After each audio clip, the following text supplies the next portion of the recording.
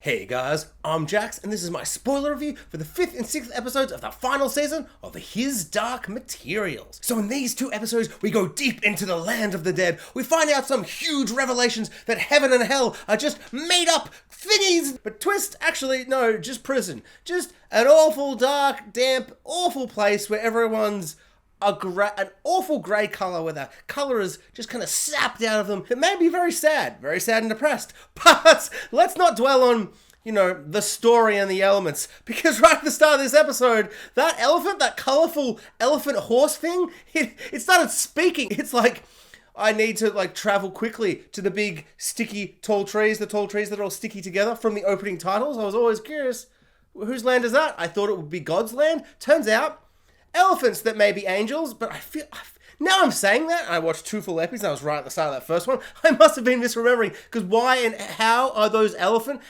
talking elephants angels? We saw angels, they've got the wings, and they're all like, whoa, we're all bald for some reason. Probably for a story reason that I have forgotten, because I don't really care. I just like that they're bald. It's weird. They're like, to get to the big sticky trees, let's just get these coconuts and just start roller skating with these coconuts, which is insane. I don't understand. I love it. Don't get me wrong. I love it, but I don't understand it. How does that work? And later, it's got the same sticky oil juice. She's like, it's oily. And they're like, yeah, it is. That's how we do our rollerblading. That doesn't clarify anything to me. That doesn't make any sense to me. If anything, I would think that you would slip out of them, not get, like if it was Velcro and then they showed their feet and they're like, look, we've got one side of the Velcro and then in the coconut, another side of the Velcro, so you stick. And maybe on the other side, like the bottom, it was a bit like sticky, or like not sticky, like oily. I just feel like it's going to get too slidey, like they'd be. But I guess they've mastered it. I don't know. I had a lot of questions about this. I really couldn't get my head around why the elephants are rollerblading. I feel like that's something they wrote in the book, and they were like, we have to translate it. People will be angry if the elephants aren't rollerblading. And for one, I'm glad they did it. But we had so many other story elements that I feel like I was meant to be concentrating on, like the fact that heaven and hell aren't real things and it's all just purgatory and it's a prison and it's awful. And I'm like, whoa, a lot of heavy themes going on here. But when are we getting back to the elephants? And are they going to explain the rollerblading situation? Or so I'm wondering, for non-book readers, were we all just stuck on this one plot point at the start of episode 5? And for book readers, explain! Unless there's literally no explanation, and they just like to rollerblade. It's just in the book, so they put it in, which is, it's good enough for me, but also it's not. Explain. So Mrs. Professor Lady Teacher character, what's her face?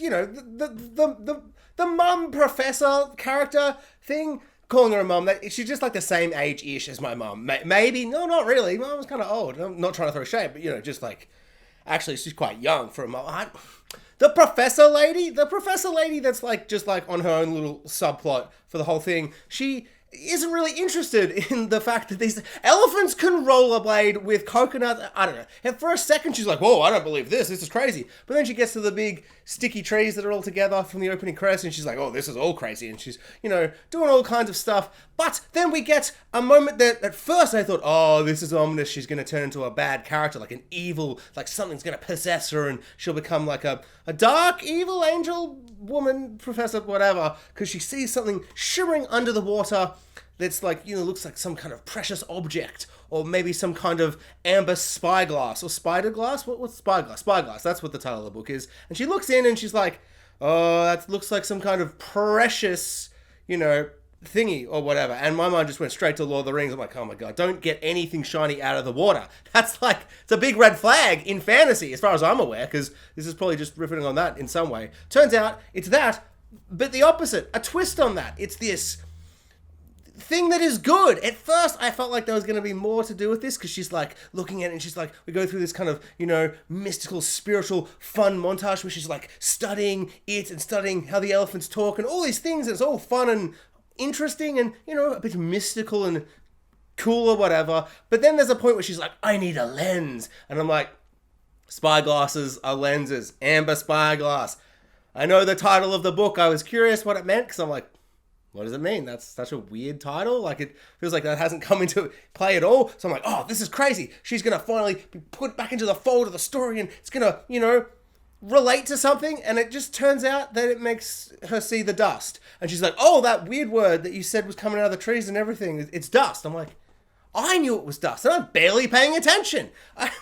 What else was it possibly going to be? A new thing, 3 episodes to go, that you're going to suddenly reveal? Like, of course it was dust. What?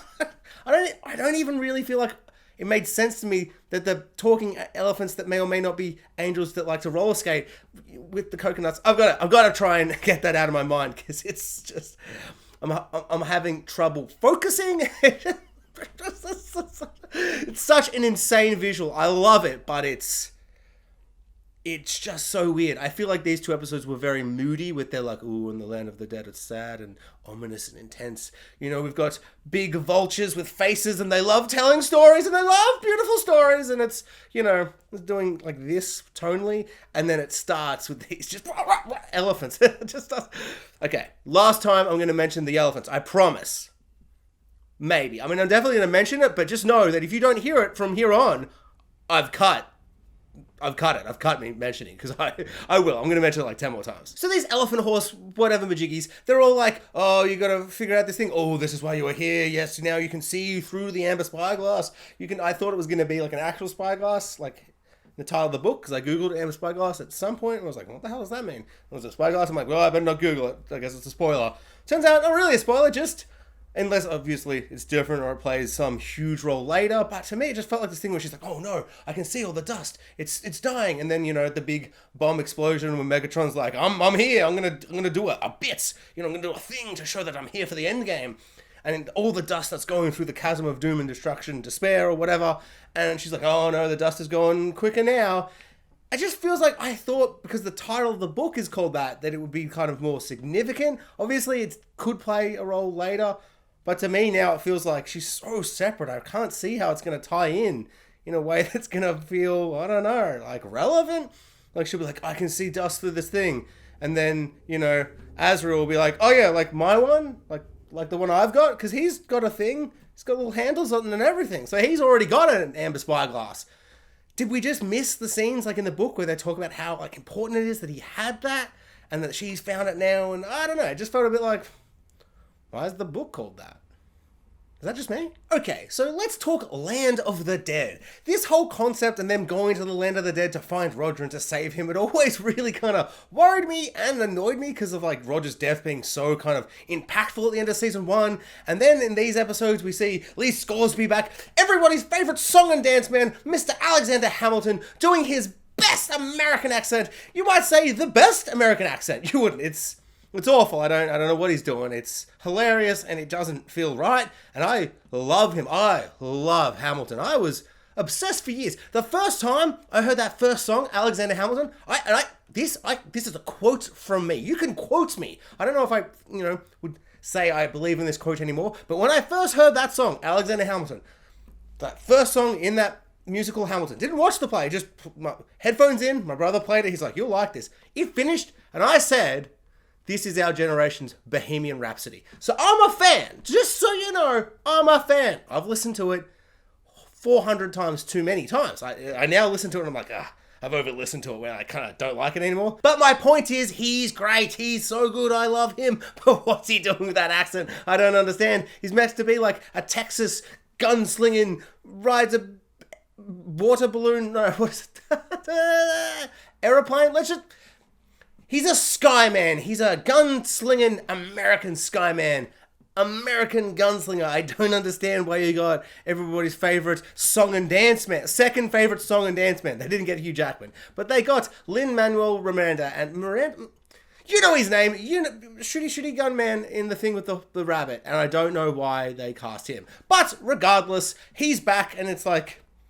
okay, and then we've got that other guy, that guy from Sherlock, where you're like, oh, I love this guy, Moriarty from Sherlock, that one Sherlock that we all loved for a bit, and then all just, collectively decided was bad. Sorry, that made it sound like we all decided it was bad, but it wasn't. It was bad. It got bad. It was the best Sherlock, and then it turned to the worst Sherlock. It's just, Stephen Moffat. He's like the best writer, and sometimes he turns into the worst writer. I don't know what happens. I love him, but then sometimes I hate him. It's... oh, Moffat. Got Roger from His Dark Materials, but now he's older, and you're like, wow, he looks different. Wow, you really gonna have like that, like, suspension of disbelief is gonna have to come in, because why has he aged 45 years in the time between he died and now he's alive? Do you keep aging in purgatory? Is that a thing? I know it's not a thing. It's just, they wanted to get the actor back, and he's aged 45 years. He looks so old now. There's like a flashback at one point. I'm like, don't put a flashback in. Don't remind me how young he was when he died, and now he's still dead but older, because it's just the OCD in my brain. It's just firing on all cylinders. But that's probably just me, because I'm psychotic. And so all of our characters that have died and have had tragic, really impactful deaths, particularly Roger, but the others did kind of surprise me. I was like, oh, I can't believe they died. Like, it's quite a death-heavy show.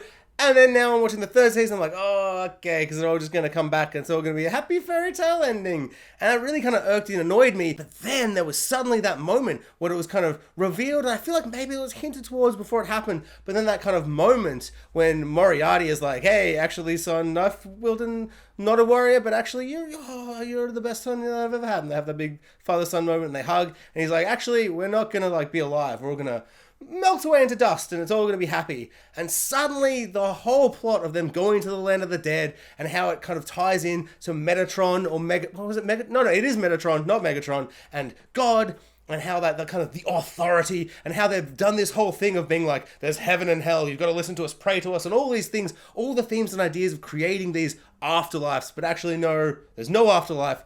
It's just purgatory, this awful prison-like hellscape where everyone's just slowly turning grayer and forgetting all their lives and just wandering around aimlessly.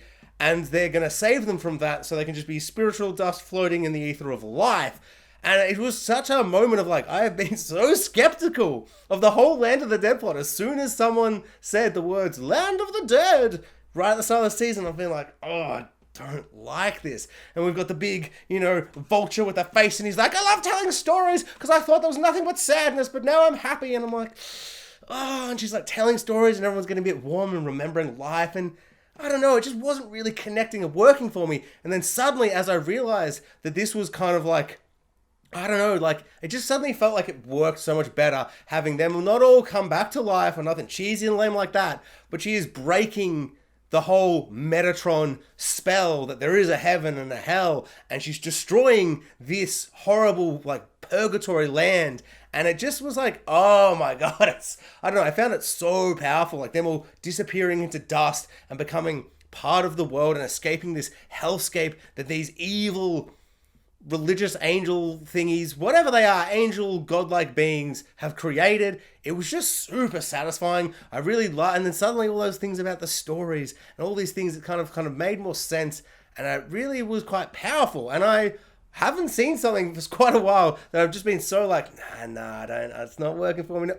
Wait, oh my Lord. And then by the end I'm like, oh, it's quite emotional, quite intense, and I found it really like surprising, and it just felt like structurally for where it was fitting in the show with Azriel and his fight against this, and he's trying to do all these things against this in this rebellion, but then Lyra has just gone to kind of apologize to Roger and try and save him somehow, and she has done this huge big act against the authority, and I found that really satisfying, where she's not trying to like, get the authority and punch him in the face and shoot him with guns and, do what Azriel's trying to do, being really antagonistic. She's coming from like a place of like sincerity and hope and kind of sadness. And through that, she has done a big, like middle finger to the authority and their power and their lies. And I was just like, oh, wow, this is good. Not to say it was bad, but it just wasn't connecting with me. And then suddenly it did. I also very much enjoyed the scene where Azriel went off and fought big armored polar bear man, and he's all like, tell me about Lyra and the knife and whatever the hell's going on. And that moment of just like glee and happiness and kind of realization that his daughter might actually be an awesome badass, and he's probably, he should have been nicer to her, when he's like, oh my gosh, she's gone to the land of the dead to like do a prison break, and that's just that gleeful laughter and joy on his face. I really, really enjoyed that. Azriel is just so good. He steals every scene he's in. Really, really great character. I love how it's like a mild redemption, but then every now and then someone's like, you suck. He's like, tell me about Lyra. He's like, she's the greatest. She's everything that's you're not. And you're like, yeah, he's still like not a good character, like not a good person, but he's such an interesting character that I really, really enjoy his whole thing. Also, all his get-ups, like when he's doing the chasming down the into the big chasm of doom and destruction where he sees all the dust disappearing down and sees the bird die. And that witch, that undeveloped witch character, she's like, I'm dead. And I'm like, I don't care. I'm sorry. I wish I did, because that would be great. Another death moment. I'm like, oh, no, she's dead, floating in the souls forever. But no, didn't develop her enough. That's not my fault. I mean, you know, if you'd cast someone like Mr. Echo, if you'd cast someone from Lost, I would have been like, no, not the character from Lost. You know, because if Mr. Echo dies, I'll feel very, very sad. But also underdeveloped as hell. I'm just going to be sad because it's Mr. Echo. But yeah, James McAvoy's costumes and just general vibe all the time is just